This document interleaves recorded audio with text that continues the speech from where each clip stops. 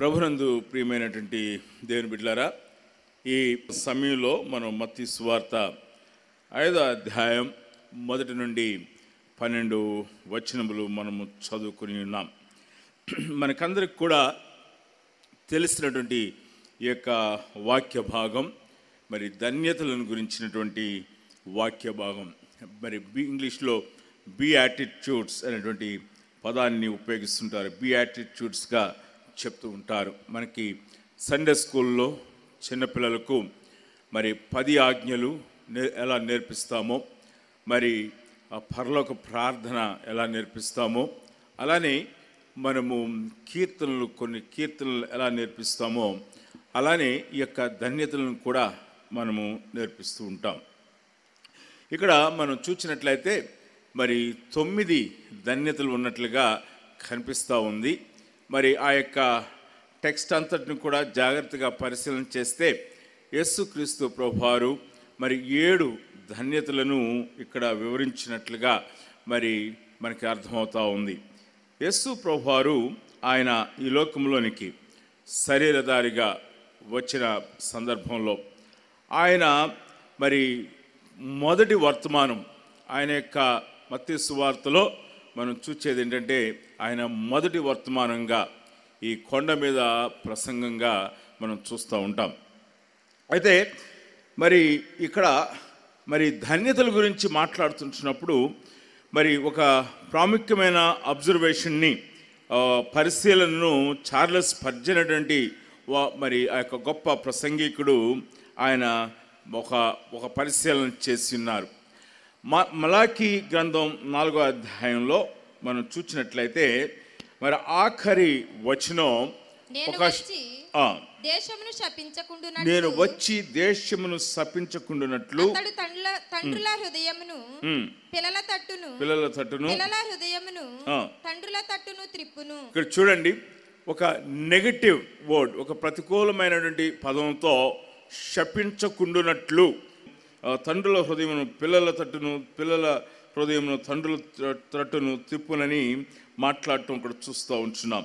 అయితే మత్తయి సువార్తలో మనం చూస్తున్నట్లయితే ఆయన నోరు తెరిచి మరి శపించుటను గురించినటువంటి మాటలు కాదు, కానీ ఆయన ఇక్కడ ఆశీర్వాద సంబంధమైనటువంటి మాటలను యేసు ప్రభువారు పలకటాన్ని మనం ఇక్కడ గమనించగలం. మత్తయి సువార్త ఒక అద్భుతమైనటువంటి సువార్త. 4 సువార్తల్లో ఒక్కొక్క సువార్త ఒక్కొక్క దృక్పథంతో వ్రాయబడినటువంటి సువార్తలుగా మనం అర్థం చేసుకోవాలి. అయితే మత్తయి సువార్త మరి ముఖ్యమైనటువంటి ఉద్దేశ్యము ఏమిటి అంటే, దేవుని యొక్క లేఖనములు లేక వాక్యము పాత నిబంధన గ్రంథంలోని యేసుక్రీస్తు ప్రభువారిని గురించినటువంటి ప్రవచనములు ఎలా నెరవేర్చబడ్డావో ఆయన వాటిని ఎత్తి చూపించి వ్రాయటం అనేది ఈ మత్తయి సువార్తలోనే మనం చూస్తూ ఉంటాం. అంచేత మత్తయి సువార్త అంతా కూడా మనము గమనించినట్లయితే దేవుని యొక్క ప్రవచనముల యొక్క నెరవేర్పులు, యేసుక్రీస్తు ప్రభువారి యొక్క ఆయన యొక్క ఆగమనం గురించి, ఆయన యొక్క పరిచర్య గురించి, ఆయన యొక్క సువార్త ప్రకటన గురించి, ఆయన రాజ్యమును గురించి, ఆయన ప్రాయశ్చిత్త బలి అర్పణ గురించి, ఆయన మరణమును గురించి, ఆయన పునరుద్ధానమును గురించి, మరి దేవుని యొక్క రాజ్యమును గురించినటువంటి విషయాలు మరి ఎలాగున పాత నిబంధన గ్రంథంలో ప్రవచించబడ్డవో, అవి ఎలాగున యేసుక్రీస్తు ప్రభువారిలో నెరవేర్చబడ్డవో వాటిని మత్తయి ఎత్తి వ్రాయటం అనేది మనం చూస్తూ ఉంటాం. అంచేత ఈ యొక్క మత్తయి సువార్తను మనము ధ్యానం చేస్తున్నప్పుడు మనం ఖచ్చితంగా పాత నిబంధన గ్రంథంలోనికి వెళ్ళాలి. పాత నిబంధన గ్రంథంలోని ఆ యొక్క ప్రవచనాలలోనికి వెళ్ళాలి. ఆ ప్రవచనముల యొక్క సందర్భాన్ని మనం అర్థం చేసుకునవలసిన వారమైంచున్నాం. ఇక్కడ ఈ యొక్క 5వ అధ్యాయంలో యేసుక్రీస్తు ప్రభువారు ఈ యొక్క ధన్యతలను మరి తన శిష్య సమూహానికి తెలియచేస్తూ ఉంటున్నారు. అక్కడ ఉన్నటువంటి ప్రజలందరికీ కూడా తెలియచేయటం చూస్తూ ఉన్నాం. 5వ అధ్యాయం 1వ వచనంలో ఆయన ఆ జన సమూహములను చూచి కొండ ఎక్కి కూర్చుండగా, ఇక్కడ చూడండి, యేసుక్రీస్తు ప్రభువారు ఆయన జనసమూహములను విస్తారమైనటువంటి ఆ ప్రజానికాన్ని వైపు చూచి ఆయన ఈ మాటలు మాట్లాడుతున్నారు. వారి యొక్క హృదయాల్ని దేవుని యొక్క రాజ్యము కొరకు సిద్ధం చేయటం అనేది మనం ఇక్కడ గమనించగలం. ఇక్కడ యేసుక్రీస్తు ప్రభువారు 2వ వచనంలో ఆయన నోరు తెరిచి ఇలాగూ బోధింపసాగెను అని మనం చూస్తూ ఉన్నాం. నోరు తెరిచి బోధించడం అంటే ఏమిటి? మనం ఒక ప్రశ్న అడగవలసిన వారమైనాం. యేసుక్రీస్తు ప్రభువారు ఎవరైనా నోరు తెరవకుండా బోధించగలరా అని అడిగినట్లయితే అవును, యేసుక్రీస్తు ప్రభువారు నోరు తెరవకుండా కూడా ఆయన వాక్యాన్ని బోధించారు. ఆయన తన యొక్క చేతుల చేత మరి ప్రజల యొక్క హృదయాల్ని తాకటం మనం చూస్తూ ఉంటాం. మరి ఉదాహరణకు మనం యోహాను సువార్త 8వ అధ్యాయంలో మనం చూసినప్పుడు ఆ పాపంలో పట్టబడినటువంటి స్త్రీని మరి ప్రజలు తీసుకుని వచ్చి ఈమె గురించి ఏం చెప్తావో మరి చెప్పు అని అడిగినప్పుడు ఆ యొక్క యేసు ప్రభువారు నేల మీద వంగి ఆయన ఏదో వ్రాయిచుండునని మనం చూస్తూ ఉంటున్నాం. He did not open his mouth. ఆయన తన నోరును తెరవలేదు. అయినప్పటికీ కూడా ప్రజలు వారు పాపమును చేసి ఉన్నవారు అనేటువంటి నిర్ధారణ, పాపమును గురించిన నిర్ధారణను యేసుక్రీస్తు ప్రభువారు వారి హృదయాల్లో ఉంచటం మనం చూస్తూ ఉంటాం. అంచేత వారు అక్కడ నుండి హృదయంలో గొచ్చపడిన వారుగా, వారు పాపం బహిర్గతం చేయబడినట్లుగా మనం చూస్తూ ఉన్నాము. అక్కడ నుండి మరి వారు వెళ్ళిపోవటం ఆ యొక్క 8వ అధ్యాయంలో మనము గమనించగలం. కాబట్టి యేసుక్రీస్తు ప్రభువారు ఆయన మాట్లాడకుండా కూడా ఆయన ఈ లోకములో ఆయన జీవిస్తున్న కాలంలో శిష్యులకు బోధించారు. ఆయన మాట్లాడకుండా కూడా ఆయన చెప్పవలసినటువంటి ఉపదేశాలని చెప్పినారు. ఈ యొక్క నోరు తెరిచి అనేటువంటి పదాన్ని మనం కీర్తన గ్రంథంలో కూడా ఒక మాట కనిపిస్తూ ఉంటుంది. అది ఏమిటి అంటే మరి నీ నోరు తెరువుము నేను దాన్ని నింపెదను అనేటువంటి పదాన్ని మనం చూస్తూ ఉంటాం. మరి దేవుని యొక్క వాక్యంలో నోరు తెరుచుట అనగా ఆయన గట్టిగా చెప్పవలసిన దాన్ని దేవుని యొక్క ఆత్మ ఆవేశంతో చెప్పినటువంటి సందర్భం మనకి ఇక్కడ కనిపిస్తూ ఉంది. దేవుని యొక్క వాక్యంలో మరి మత్తయి సువార్త 13వ అధ్యాయము 35వ వచనంలో కూడా ఈ మాట కనిపిస్తూ ఉంది. దయచేసి చూద్దాం. అక్కడ మరి పాత నిబంధన గ్రంథం యొక్క ఆ యొక్క వచనాన్ని ఎత్తి చూపించడం మనం గమనించగలం. 34వ వచనంలో మనం చూసినట్లయితే నేను నా నోరు తెరిచి ఉపమాన రీతిగా బోధించెదను. లోకము పుట్టినది మొదలుకొని మరుగు చేయబడిన సంగతులను లోకము పుట్టినది మొదలుకొని మరుగు చేయబడిన సంగతులను తెలియచెప్పెదను అని ప్రవక్త చెప్పిన మాట నెరవేరునట్లు యేసు ఈ సంగతులన్నిటినీ జనసమూహములకు ఉపమాన రీతిగా బోధించెను. సరిపోతుందండి. ఇక్కడ చూసినట్లయితే యేసుక్రీస్తు ప్రభువారు ఆయన మరి నోరు తెరిచి మాట్లాడటం గురించి మనం ఆలోచన చేస్తున్నప్పుడు ఆయన ప్రవచనములు నెరవేర్చినట్లుగా నా నోరు తెరిచి ఉపమాన రీతిగా బోధించదనని మరి ప్రవక్తతో చెప్పిన మాట నెరవేరినట్లుగా యేసు ఈ సంగతులను జనసమూహముకు తెలియచేశాను. కాబట్టి ఇక్కడ ఒక ప్రత్యేకమైన మరి ఆత్మీయమైనటువంటి సిగ్నిఫికెన్స్, స్పిరిచువల్ సిగ్నిఫికెన్స్, ఆత్మీయమైనటువంటి ప్రాధాన్యత ఈ యొక్క మాటకు కనిపిస్తూ ఉంది. సువార్త ప్రకటనలో కూడా మనము ఈ మాటని చాలా సందర్భాల్లో గమనిస్తూ ఉంటాం. ఈ రాత్రి సమయంలో మనము ఈ యొక్క 80వ ఉజ్జీవ మహాసభలకు వచ్చినటువంటి మనము దేవుని సన్నిధిలో కనపడుచున్నటువంటి దేవుని సన్నిధిలో ఒక ప్రార్థన చేయవలసిన వారమైంచున్నాం. దేవా, నీ యొక్క సన్నిధిలో మేము ఉన్నాము, మీ యొక్క వాక్యము కొరకు మేము వేచి ఉన్నాం. ఎవరు వేదిక మీదకు వచ్చి వాక్యము ప్రకటించినప్పటికీ కూడా వారు నోరు తెరిచి మీ యొక్క ఆత్మచేత నింపబడి సువార్తను ప్రకటించినట్లుగా మాకు కృప చూపండి అని మనము ప్రభువుని అడగవలసిన వారమైంచున్నాం. యేసుక్రీస్తు ప్రభువారు ఆయన నోరు తెరిచి ఈ యొక్క ధన్యతలను గురించి మాట్లాడటాన్ని మనము గమనించగలం.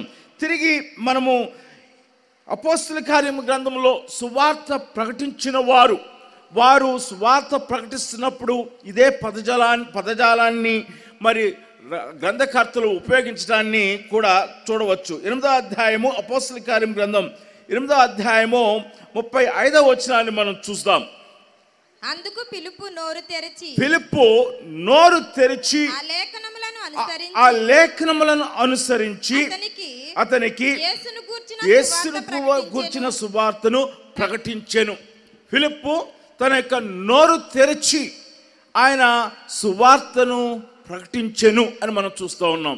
ఎప్పుడైతే ఫిలిప్పు తన యొక్క నోరు తెరిచి అనగా దేవుని యొక్క ఆత్మచేత నింపబడి దేవుని యొక్క వాక్యాన్ని సువార్తను ఉన్నట్లుగా ప్రకటించాడో అక్కడ దేవుని యొక్క కార్యం జరగటం అనేది చూస్తూ ఉంటున్నాం. అనగా పరిశుద్ధాత్మ దేవుని యొక్క ఆధీనంలో, పరిశుద్ధాత్మ దేవుని యొక్క నడిపింపులో వాక్యము ప్రకటించబడుతున్నప్పుడు దేవుని యొక్క కార్యాలు జరగటం అనేది మనము చూడగలం.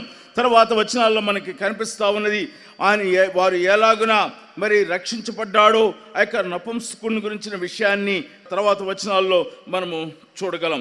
తిరిగి మనము ఈ యొక్క అపోస్తల కార్యం గ్రంథమే 10వ అధ్యాయము 34వ వచనాన్ని చూసినట్లయితే ఇక్కడ మరి యొక్క వ్యక్తి కనిపిస్తూ ఉన్నాడు. 33వ వచనంలో వెంటనే నిన్ను పిలిపించి తిని నీవు వచ్చినది మంచిది, ప్రభువు నీకు ఆజ్ఞాపించినవని వినుటకై ఇప్పుడు మేమందరము దేవుని ఎదుట ఇక్కడ కూడుకొని ఉన్నామని.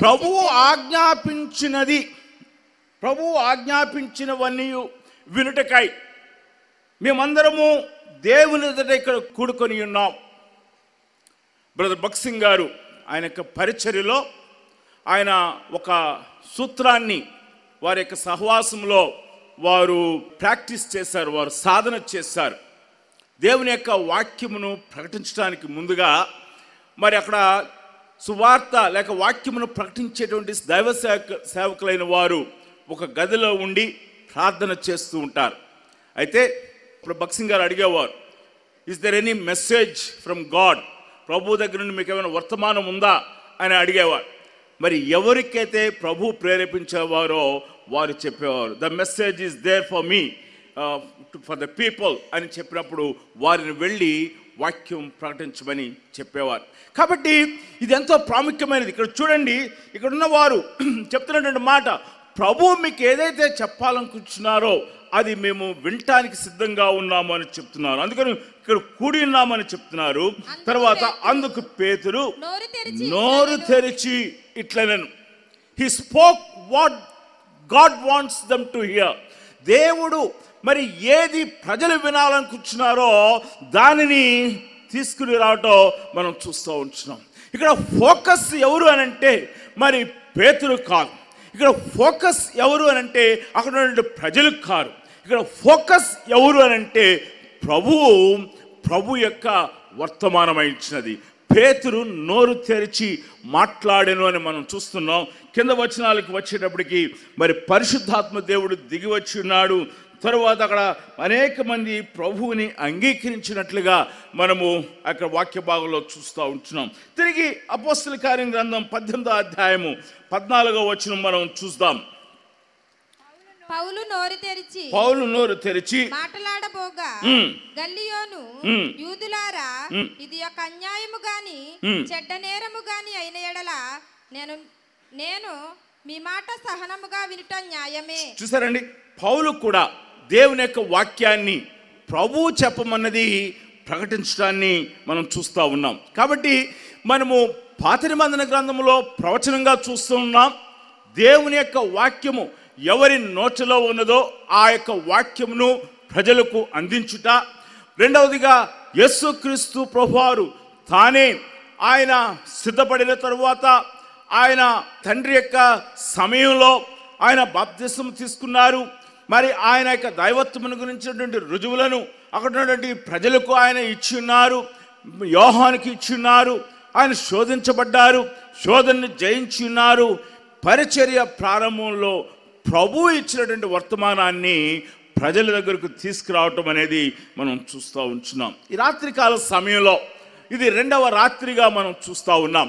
ఈ రాత్రికాల సమయంలో మనము ఇదే ప్రార్థన చేయవలసిన వారమై ఉంటున్నాం.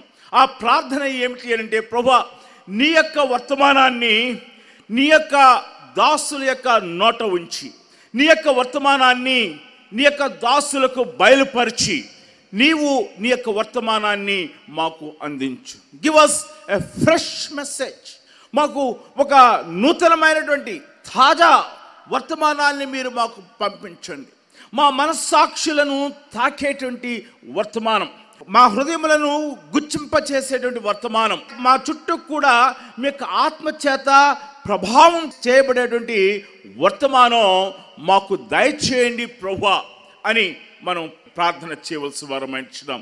యేసుక్రీస్తు ప్రభువారు ఆయన నోరు తెరిచి తన యొక్క వర్తమానాన్ని, ఈ యొక్క ధన్యతలను గురించినటువంటి సత్యాల్ని ప్రజలకు తెలియచేయటం గమనిస్తూ ఉంటున్నాం.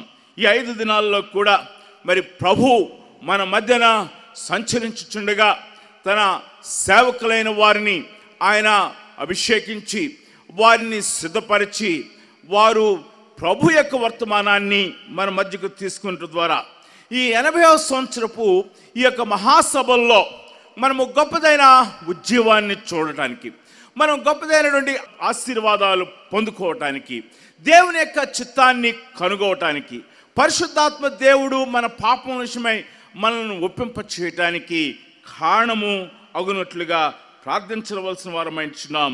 అలాగున మనము సిద్ధపడవలసిన వారమైంచున్నాం. కాబట్టి యేసు ప్రభువారు తన యొక్క పరిచర్య ప్రారంభం నుంచి కూడా ప్రభువు ఇచ్చినటువంటి వర్తమానాన్ని ప్రజలకు ఇచ్చుట మనము గమనించగలం. మరి ఇక్కడ ఆయన ఏమి బోధించినారు మీతో చెప్పిన్నాను. 7 ధన్యతలను గురించి ఆయన బోధించున్నారు అని చెప్పిన్నాను. ఇక్కడ మొదటి ధన్యత ఏమని వ్రాయబడి ఉన్నదంటే, ఆత్మ విషయమై దీనులైన వారు ధన్యులు, పరలోక రాజ్యము వారిది. ఆత్మ విషయమై దీనులైన వారు ధన్యులు, పరలోక రాజ్యము వారిది. దాని యొక్క గ్రీకు పదం యొక్క మూల అర్థాన్ని ఒకవేళ మనము ఇంగ్లీష్లో తర్జుమా చేసుకుంటే అది ఎలా ఉంటుంది అని అంటే, పాపర్ అంటారు. పాపర్ అంటే ఏమీ లేనివాడుగా, పూర్తిగా ఖాళీ అయిపోయిన వాడుగా, ఏమాత్రము పాపర్ అనే పదం పాస్తులకు సంబంధించిన, ధనానికి సంబంధించినటువంటి ఓ వ్యక్తి యొక్క జీవితానికి సంబంధించినటువంటి పదంగా కనిపిస్తూ ఉంటుంది.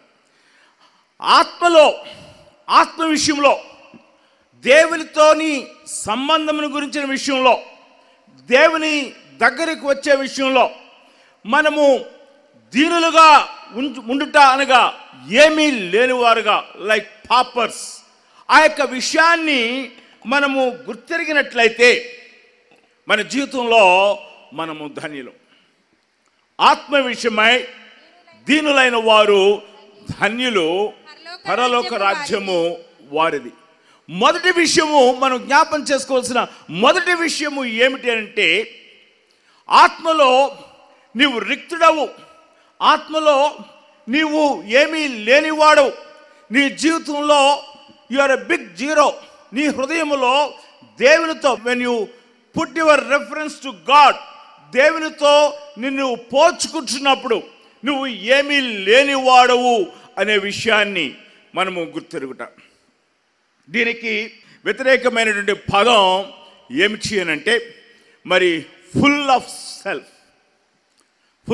సెల్ఫ్. దీనత్వానికి మరి వ్యతిరేకమైనటువంటి పదము ఏమిటి అంటే, పూర్తిగా నేను అనేటువంటి స్వభావంతో నింపబడటం. Full of self.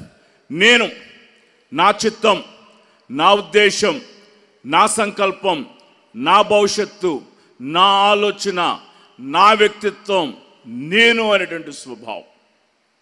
దేవుని బిడ్డలారా, ఈ రాత్రికాల సమయంలో మనము దేవుని చేత దీవించబడాలి, దేవుని యొక్క ఆశీర్వాదము పొందుటకు మొదటి మెట్టు ఏమిటంటే, ఓ వ్యక్తి తన ఆత్మ విషయంలో దీనుడుగా ఉండుట.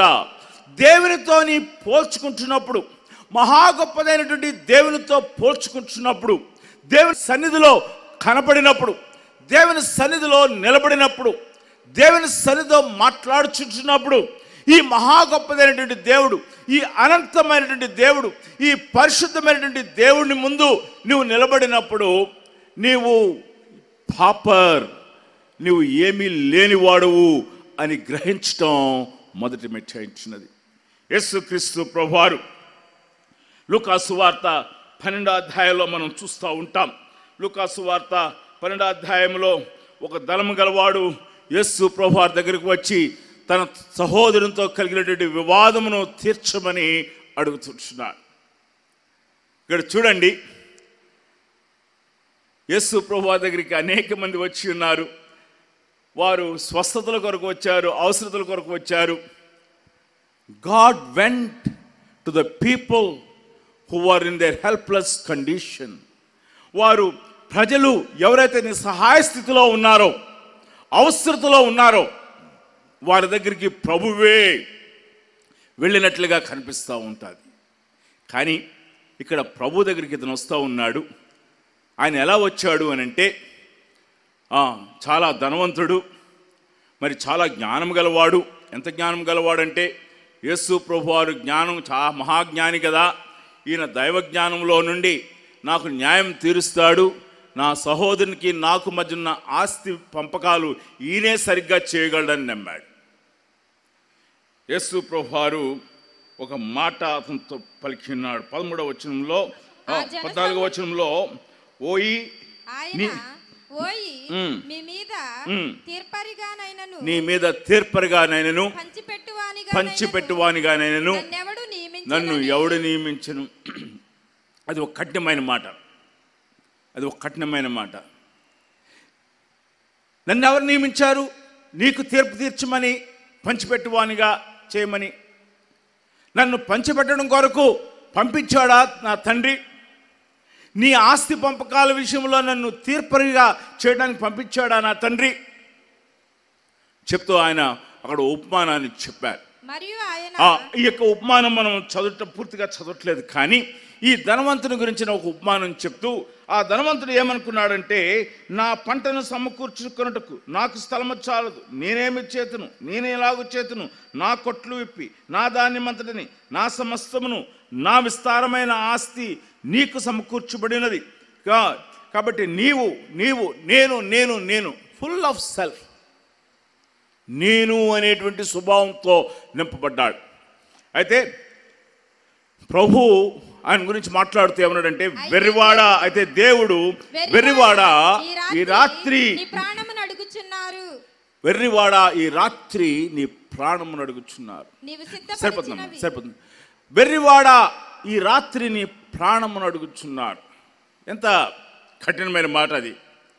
A man who was filled with full of self, he was a fool before God. నేను అనే స్వభావం కలిగినటువంటి వ్యక్తి ఆత్మ విషయంలో దీనుడిగా లేడు. ఆత్మ విషయంలో తన యొక్క తన యొక్క ఖాళీ స్థితి, రిక్తమైనటువంటి స్థితిని కలిగిన వాడుగా లేడు. ఆత్మ విషయంలో అతడు నేను ధనవంతుడను, నాకు ధన సమృద్ధి ఉన్నది, నేను దేవుణ్ణి యేసు ప్రభువారినే నాకు తీర్పుగా పెట్టుకుంటానని తలంచాడు. వెర్రివాడా, God addressed him as fool. ఈ రాత్రి నీ ప్రాణమును అడుగుచున్నారు, నీవు సంపాదించినవి ఎవరు వగును. రాత్రి సమయంలో మన యొక్క వ్యక్తిత్వంలో దేవుని దగ్గర మనం నిలబడేటువంటి సమయంలో మనము పాపర్స్గా, ఖాళీ తనములో ఉన్నవారముగా, ఖాళీ స్థితిలో మనము దేవుని సన్నిధికి మనం వస్తున్నామా, లేక మనం పూర్తిగా రిక్తులుగా చేసుకుని నీ యొక్క ఈ లోక సంబంధంగా నీకు ఒక ఐడెంటిటీ ఉండవచ్చు. రోమీలకు రాసిన పత్రిక మరి 2వ అధ్యాయంలో 1వ అధ్యాయం మధ్య భాగం నుంచి 2వ అధ్యాయం అంతట్లో కూడా మనం చూసినట్లయితే మరి అక్కడ 3 రకములైనటువంటి మనుషులు కనిపిస్తూ ఉన్నారు. నిర్దేవులు, వారు దేవుని దగ్గర వ్యవహరించే విధానం కనిపిస్తూ ఉంటుంది. స్వనీతి పరులు, వారిని గురించి మాట్లాడుతున్నాడు. కొంతమంది ధర్మశాస్త్రమును అక్షరార్థముగా తీసుకున్న ప్రజలు కనిపిస్తూ ఉన్నారు. వాళ్ళు ముగ్గురిని కలిపి కంక్లూడింగ్లో 3వ అధ్యాయం అంటాడు, ఏ భేదము లేదు, అందరూ పాపం చేసి దేవుడు అనుగ్రహించు మహిమను పొందలేకపోతున్నారు. చాలా చక్కని రీతిలో మరి పౌలు మాట్లాడుతూ ఉంటాడు, నీతిమంతుడు లేడు, ఒక్కడైనను లేడు అని. మరి 3వ అధ్యాయము 11వ వచనంలో మనకి ఆ మాటను తెలియజేస్తున్నాడు.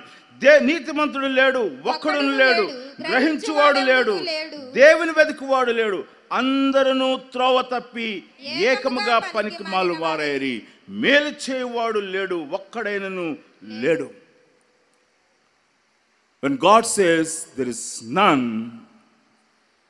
and there is none, దేవుడు ఒక్కడు కూడా లేడు నీతిమంతుడు అని చెప్తే ఒక్కడు కూడా నీతిమంతుడు లేడు.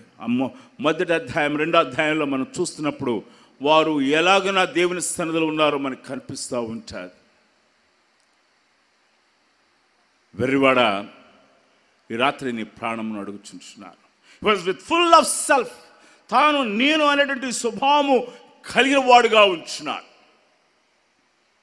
ఈ రాత్రికాల సమయంలో నీవు ఎలా ఉన్నావు?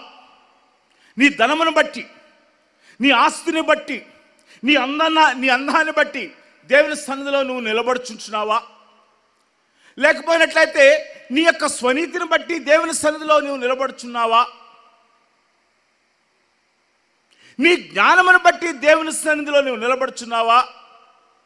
మొదటి అధ్యాయంలో మనకు కనిపిస్తూ ఉంటుంది, మరి రోమీయులకు రాసిన పత్రికలోని మనకు 2వ అధ్యాయంలో కనిపిస్తూ ఉంటుంది, వారు తమ జ్ఞానమందు వారు వ్యర్థులైరి అని కనిపిస్తూ ఉంటారు.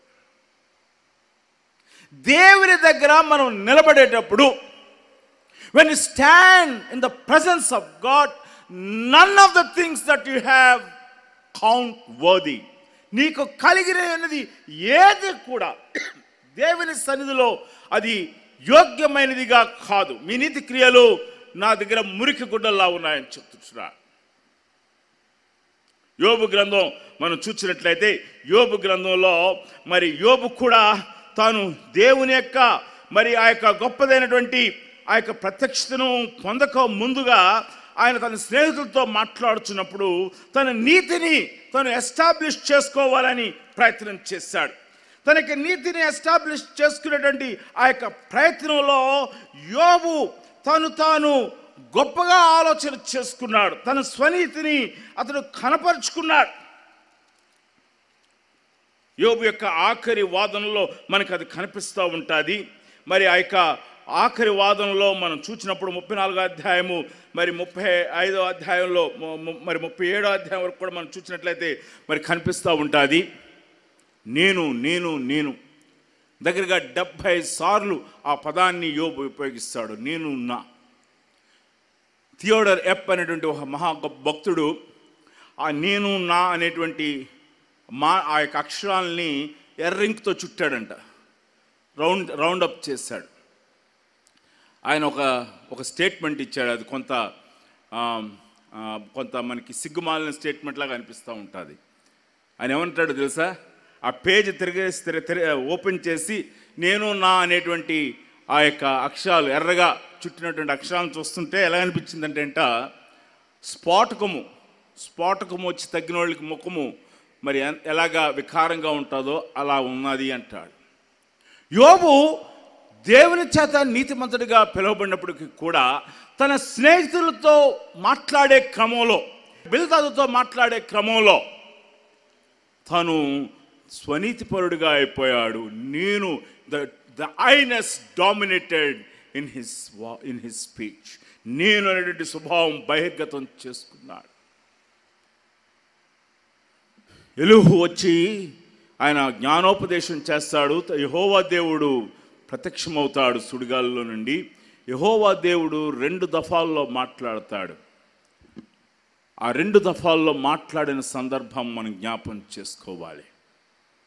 మొదటి దఫాలో మాట్లాడినప్పుడు యోబు తాను దేవుని సన్నిధిలో పశ్చాత్తాపడుతున్నట్లుగా కనిపిస్తూ ఉంటుంది. మొదటి దఫా వాదనలో ఏముంటుందంటే అన్నీ కూడా ఈ సైన్స్కి సంబంధించిన అనేకమైన ప్రశ్నలు అక్కడ కనిపిస్తూ ఉంటాయి. యోబు ఒక్క ప్రశ్నకు కూడా సమాధానం చెప్పలేదు. ఎందుకు ఇటువంటి సిల్లీ క్వశ్చన్స్ అన్నీ కూడా యెహోవా దేవుడు అడిగాడు ఈ ప్రశ్నలు ఏంటని అనుకున్నాను నేను. యెహోవా దేవుడు ఇంత సింపుల్ ప్రశ్నలు అడుగుతాడా అని అనుకున్నాను నేను. వాటి యొక్క అర్థం ఏంటో తెలుసా? యోబుతో ఏం మాట్లాడుతున్నాడో దేవుడు తెలుసా? యోబు, దృశ్యమైన సంగతుల గురించే నీకు తెలియనప్పుడు, దృశ్య లోకమును గురించినటువంటి సంగతుల గురించే నీకు తెలియనప్పుడు, అదృశ్య లోకమును గురించిన సంగతులు నీకు ఏమర్థమైంది? భూలోకంలోని సంగతులే అనేకమైనవి నీకు అర్థం కానప్పుడు పరలోకానికి సంబంధించిన సంగతులు నీకు ఏమి అర్థమైంది? అందుకనే యోబు పశ్చాత్తాపంలో నేను తగ్గించుకుంటున్నానంటున్నాడు. నా జ్ఞానమునకు మించిన మాటలు నేను మాట్లాడానని చెప్తున్నాడు. యెహోవా దేవుని యొక్క రెండవ దఫా మరి వాదనలో యోబు దేవుని యొక్క పరిశుద్ధతను గ్రహించాడు. తన ముఖమును బూడిదలో పెట్టుకున్నాడు. నేను పాపిని అని ఒప్పుకుంటున్నాడు. When he stood in the presence of God, he emptied himself. తను తాను రిక్తునిగా చేసుకున్నాడు. నీవు నిత్యుడైన దేవుడువు, నీవు అనంతుడైన దేవుడువు, నీవు మహా గొప్పదైన జ్ఞానము కలిగిన దేవుడువు, నీవు బలము కలిగిన దేవుడువు, నీవు మమ్మను ప్రేమించిన దేవుడువు, ఇంత గొప్ప దేవుడువైన నిన్ను నేను అర్థం చేసుకోలేను. I stand before you as empty. రెండవసారి పశ్చాత్తాపంలో I stand before you as sinful person. ఆత్మ విషయమై దీనులైన వారు ధన్యులు. ఈ రాత్రికాల సమయంలో నిజముగా మన జీవితంలో ఈ యొక్క 5 దినాల సభల్లో ప్రభువు నీతో మాట్లాడాలని నువ్వు కోరుకుంటున్నట్లయితే, నిజముగా పరిశుద్ధాత్మ దేవుడు నీ జీవితాన్ని సంధించాలని నువ్వు కోరుకుంటున్నట్లయితే, put aside all the earthly wisdom that you have. ఒక్కోసారి అది విజ్డమ్ కూడా కాదు, wickedness that you have in your heart. నువ్వు ఏదైతే జ్ఞానం అని తలస్తున్నావో అది వికెడ్నెస్, అది దుర్మార్గమై ఉంటారు. బైబిల్ గ్రంథంలో దేవునికి దూరమైన వారి యొక్క లక్షణాలని ఇర్మియా గ్రంథంలో మనం చూస్తాం, యెషయా గ్రంథంలో మనం చూస్తాం, కీర్తన గ్రంథంలో మనం చూస్తూ ఉంటాం. గర్విష్ఠులైన వారు తమ చేత the people who fill themselves with the self, తాము నింపుకున్న వారు ఎలా ప్రవర్తిస్తారో కూడా దేవుని వాక్యం సెలవిస్తూ ఉన్నది. అంచేత ప్రభువు వారిని గురించి మాట్లాడుచున్నప్పుడు ఆయన వారిని గురించి నా పాజిటివ్ ఆశీర్వాదకరమైన మాటలు పలకటం లేదు. కానీ ఎవరైతే తగ్గించుకుంటారో, ఎవరైతే దేవుని సన్నిధిలో ఆత్మ విషయమై దీనులైన వారుగా ఉంటారో వారి గురించి మాట్లాడుతుంటున్నాడు. ఈ రాత్రికాల సమయంలో ప్రభునందు ప్రియమైనటువంటి దేవుని బిడ్డలారా, ఒక చిన్న ప్రార్థన మనం చేయగలమా? ప్రభా, నీవు నీ నోరు తెరిచి నువ్వు నాతో మాట్లాడాలని నేను కోరుకుంటున్నాను. మీరు మీ నోరు తెరిచి నాతో మాట్లాడండి. మీరు సూటిగా నాతో మాట్లాడండి, తేటగా నాతో మాట్లాడండి. నేను నిన్ను వెతుకుతాను, ప్రార్థనలో ఇక్కడ నేను వెతుకుతాను, వాక్యము చదువుట ద్వారా ఇక్కడ నేను వెతుకుతాను. నా ఆత్మీయ జీవితంలో ఉన్నటువంటి సమస్యలను పరిశుద్ధుల దగ్గరికి వెళ్ళి వారితో కలిసి నేను ప్రార్థన చేసుకుంటాను. కానీ ఇక్కడ నుంచి వెళ్ళేటప్పుడు ప్రభువా, నేను నిన్ను తీసుకుని వెళ్ళాలి, నీ యొక్క రాజ్య వారసునిగా నేను చేయబడాలి, దేవుని రాజ్య సంబంధిగా నేను ఉండాలని నేను కోరుకుంటున్నాను అనే ప్రార్థన ఈ రాత్రికాల సమయంలో మనం చేయగలిగినట్లయితే దేవునా మనకి స్తోత్రాలు. నీ జీవితంలో గొప్పదైనటువంటి ఆశీర్వాదాన్ని ప్రభు ఇవ్వటానికి ఇష్టపడుతున్నాడు. ఎవరైతే ఆత్మ విషయమై దీనులైన వారుగా ఉంచారో వారు దేవుని యొక్క రాజ్యంలోనికి తీసుకుని వెళ్ళబడతారు. దేవుని రాజ్యంలోనికి వెళ్ళటానికి 3 ఆశీర్వాదాలని ప్రభు మనకి ఇస్తున్నాడు.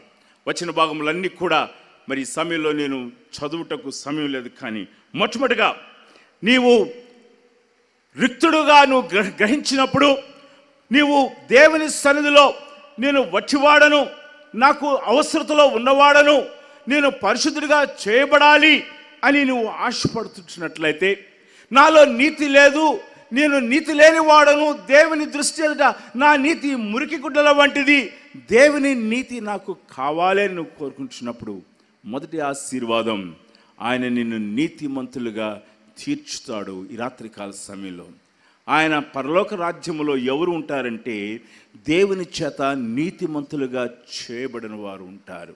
మొదటి ఆశీర్వాదం. రెండవ ఆశీర్వాదం, ప్రతి మానవుడు కూడా పాపములో ఉన్నవాడే. పాపము, కర్మ పాపము, జన్మ పాపంలో ఉన్నవాడే.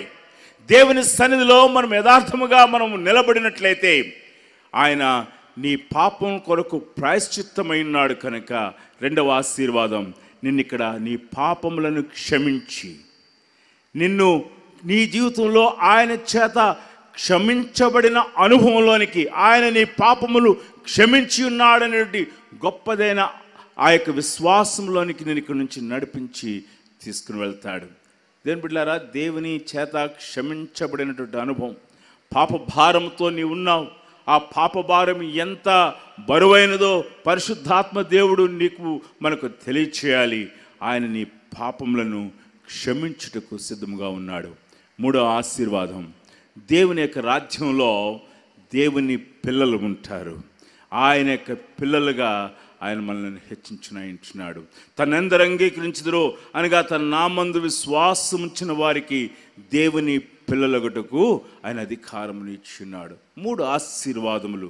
ఆయనని నీతిమంతుడిగా చేస్తాడు, ఆయన నీ పాపములను క్షమిస్తాడు, ఆయన తన రాజ్య వారసులుగా చేసుకునే ఆ యొక్క ఆశీర్వాదములో నిన్ను తన పిల్లలుగా ఆయన చేసుకుని ఇచ్చినాడు. ఒకటే ఒక కండిషన్, మన హృదయంలో ఉన్నటువంటి అహం, నేను అనే స్వభావం నుంచి విడుదల పొందాలి. నేను అనే స్వభావం మనలోకి రావటానికి అనేకమైన కారణాలు, పాపము కారణము, అనేకమైన కారణాలు. సాతాను అనేకమైన రీతిలో నిన్ను నేను అనే స్వభావంలోనికి నడిపిస్తాడు. నీ యొక్క వ్యక్తిత్వంలో క్రీస్తును తొలగించి, నీ యొక్క వ్యక్తిత్వంలో ప్రభువును తొలగించి నువ్వు దేవుని సన్నిధిలో కనబడటానికి నిన్ను అనేకమైన రీతుల్లో నిన్ను మోసం చేస్తాడు. నేను గొప్ప ప్రసంగికుణ్ణి, లేకపోతే నేను గొప్ప పాటలు పాడేవాడిని, లేకపోతే నేను గొప్ప భక్తిపరుడిని, నేను అనేటువంటి అనేకమైన రీతుల్లో నిన్ను మోసం చేయవచ్చు. కానీ రాత్రి సమయంలో నేను కాదు, క్రీస్తు నా జీవితానికి కారణము ఆయనే. నేను ఆయన సన్నిధిలో నేను రిక్తుడను, ఆయన నన్ను నింపాలి. ఒక స్టోరీ యేసురత్నయ్య గారు చెప్తూ ఉండేవారు. ఆ స్టోరీ చెప్పి నేను ముగించడానికి ఇష్టపడుతూ ఉంటున్నాను. ఒకటి పరలోకానికి వెళ్ళాడంట. పరలోకానికి వెళ్ళి ఆ గేట్ దగ్గర నిలబడినప్పుడు మరి పేతురు గారు వచ్చారట. మరి ఆయన, అయ్యా నేను లోపలికి వస్తానంటే పేతురు గారు అన్నారట, నువ్వు రావటానికి వీల్లేదన్నారంట. అదేంటి, నేను పాస్టర్ని, నేను గొప్ప సేవ చేశాను, నన్ను ఎందుకు లోపలికి రానివ్వు అని అన్నాడు. మరి ప్రభువారు అన్నారు, ఆ పేతురు అన్నాడంట, లేదండి, పరలోకంలో గొప్ప సేవకులు ఎవరు ఉండరు అని సమాధానం చెప్పాడు. మరి పోపులు ఎక్కడుంటారు, ఫలానా బిషప్లు ఎక్కడుంటారు, క్వైర్ వారు ఎక్కడుంటారు, మరి సంఘ పెద్దలు ఎక్కడుంటారంటే వాళ్ళందరూ నరకంలో ఉంటారని చెప్పారు. అదేంటి, పరలోకంలో పోపులు బిషప్లు వీళ్ళ ఉంటారా అని అతడు అడిగినప్పుడు మరి ఈ పరలోకంలో ఎవరుంటారని అడిగాడట. అప్పుడు పేతురు చెప్పాడు, క్రీస్తు రక్తములో కడగబడిన వారే పరలోకంలో ఉంటారు. రాత్రికాల సమయంలో దేవుని రాజ్య వారసుడుగా చేయబడటానికి ఒకే ఒక కారణం, నువ్వు తగ్గించుకొని ఆయన రక్త ప్రోక్షణ కిందకు నువ్వు వచ్చినట్లయితే ఆయన రాజ్య వారసుడిగా చేయబడతావు. ఆత్మ విషయమై దీనులైన వారు ధన్యులు, పరలోక రాజ్యము వారిది. రాత్రికాల సమయంలో మనం కొన్ని నిమిషాలు తల వంచి ప్రార్థన చేసుకుందాం. పరిశుద్ధాత్మ దేవుడు ఈ యొక్క 5 దినాల్లో మనతో మాట్లాడినట్లుగా, ప్రభా నీ స్వరమును నేను వినలేకపోవటానికి గల కారణం ఏంటి, నీ చిత్తమును నేను తెలుసుకోలేకపోవటానికి గల కారణం ఏంటి, ఎందుకు ఈ యొక్క మీటింగ్స్ నాకు యథావిధిగా అయిపోతూ ఉన్నాయి, ఒక అలవాటుగా అయిపోతూ ఉన్నాయి, ఒక కార్యక్రమంలాగా అయిపోతూ ఉంది, ఎందుకు నేను నీ సన్నిధిని నేను అనుభవించలేకపోతున్నాను అంటే ఇదే ఒకే ఒక కారణం. నువ్వు దేవుని సన్నిధిలో నీతిమంతుడిగా నిన్ను నీవు కనపరుచుకోవడానికి ప్రయత్నం చేస్తున్నావు, తగ్గించుకోలేదు. ఆత్మ విషయమై దీనులైన వారు ధన్యులు. ఆ యొక్క దీనత్వం కొరకు ప్రభు సన్నిధిలో ప్రార్థన చేస్తాం. దేవుని యొక్క సృష్టికర్త అయిన దేవుని ముందు నీవు రిక్తుడివే, మహాపరిశుద్ధులైన దేవుని ముందు నీవు పాపివే అనే విషయాన్ని జ్ఞాపం చేసుకుని, ప్రభా అవును ప్రభా, నేను నిమిత్త మాత్రుడు, నేను పాపిని, నేను సృష్టిని ప్రభా, నేను పురుగు వంటి వాడను. ఈ రాత్రికాల సమయంలో నీ కనికరం కొరకు నేను ఎదురు చూస్తూ ఉన్నాను, నాకు సహాయం చేయండి అని మనం అడిగినట్లయితే ప్రభు మనకు సహాయం చేస్తాడు. తల వంచుకుందాం, మనం ప్రార్థన చేసుకుందాం. పరిశుద్ధాత్మ దేవుని యొక్క సహాయం మనకు అనుగ్రహించినట్లుగా మనం అడుగుదాం. దేవుని సన్నిధిలో